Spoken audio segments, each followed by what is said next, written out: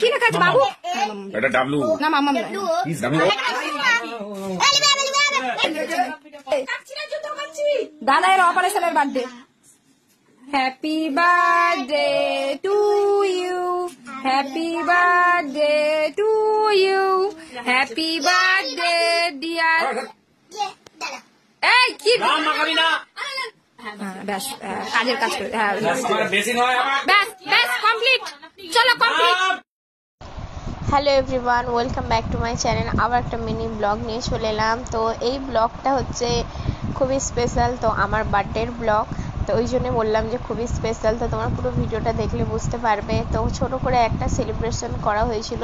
তো হঠাৎ করেই মানে হাজব্যান্ড কেক নিয়ে চলে এসেছিলো, তো আমি জানতামই না, আর আমি ঘরের কাজ করছিলাম না, তখন রাত 12টা বাজে, তখন আমি থালা বাসন ধুচ্ছিলাম। এবার মানে আমি মোটামুটি রেডি হয়ে গেছিলাম যাওয়ার জন্য, ঘুমানোর জন্য। তো হাজব্যান্ড হঠাৎ করেই ডাকলো আমার জায়ের রুমে। তো এসো, সবাই আগে পৌঁছে গেছিলো ওখানে, বাচ্চা কাচ্চা সব নিয়ে, সব মানে দল বল বেঁধে সব মানে আমার জায়ের রুমে চলে গেছিলো সবাই। আমি ছিলাম মানে আমার শ্বশুরদের ঘরে, আমি বসেছিলাম যে আসছে না কেন এখনো। তো আমাকে ডাকলো হঠাৎ করে, ডেকে এই সারপ্রাইজটা দিল আমার হাজব্যান্ড।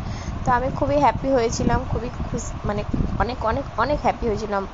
তো হঠাৎ করে, আর হ্যাঁ, আমার হাজব্যান্ড না কোনোদিনও আমাকে বার্থডে উইশ করে না, খুবই কম করে, কিন্তু এই বছরটা ওই জন্যই আমার খুবই স্পেশাল, মানে এসে আমাকে বার্থডে উইশও করলো।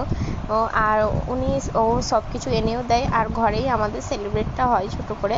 তো এদিকে হাজব্যান্ড নিজের মুখ থেকেই বলেছিল, তো চলো তাহলে তোমার বার্থডে, তো তুমি মানে এই বছরটা তুমিই খাওয়াবে। আমি বললাম চাই, চলো খাওয়াবো আমি। তো প্রথমবার বলেছে, না তো করতে পারবোই না, হ্যাঁ, যেহেতু সব সময় ওই সব কিছু আনে, মাংস টাংস আনে, ঘরেই রান্নাবান্না সব কিছু হয়। তো এইবারে যখন ও প্রথমবার বললো, তো তাহলে চলো। তো এইদিকে আমরা প্রথমে ভিটু মলে গিয়েছিলাম, মানে সেই দিনে পরের দিনে রাত্রেবেলা আমরা খাওয়া দাওয়া মানে ডিনার করতে গিয়েছিলাম পরের দিনে।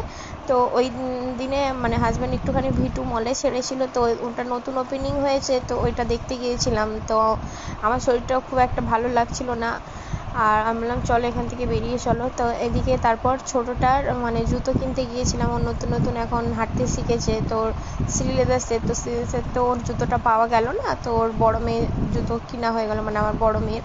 তো একবার বললো যে পাপা আমি জুতো কিনবো, তো সঙ্গে সঙ্গে জুতো কিনে দিয়ে দিল।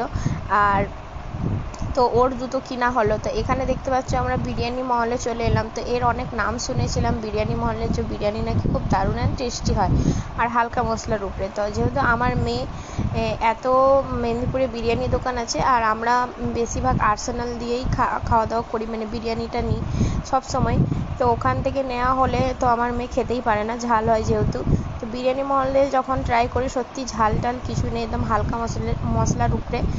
আর আমরা স্টার্টারও নিয়েছিলাম, ললিপপ, চিকেন ললিপপ, আর একটা ভেটকি মাছ ছিল। তো আর এদিকে দেখো বিরিয়ানি নিয়েছি। তো অবশ্যই যদি ভিডিওটা ভালো লাগে, লাইক, শেয়ার, কমেন্ট, সাবস্ক্রাইব করো। আজকের জন্য এতটাই। তো এখনের জন্য আল্লাহ হাফেজ।